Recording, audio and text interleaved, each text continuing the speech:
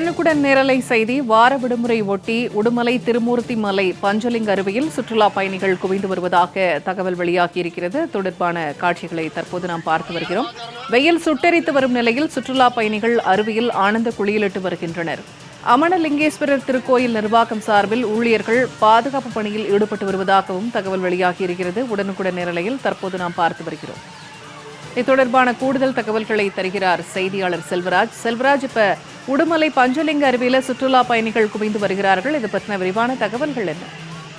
வணக்கம் பூர்ணிமா. திருப்பூர் மாவட்டம் உடுமலை அடுத்துள்ள திருமூர்த்தி மலையில் பகுதியில் புகழ்பெற்ற பிரம்மா, சிவன், விஷ்ணு ஆகிய கடவுள்கள் ஒரே குன்றின் மேல் அமைந்துள்ள அமனலிங்கேஸ்வரர் திருக்கோவில் உள்ளது. இங்கு விடுமுறை மற்றும் விசேஷ தினங்களில் கூட்டம் அதிகமாக இருக்கும். இந்த நிலையில் இதன் அருகில் வனப்பகுதியில் பஞ்சலிங்க அருவி ஒன்று உள்ளது.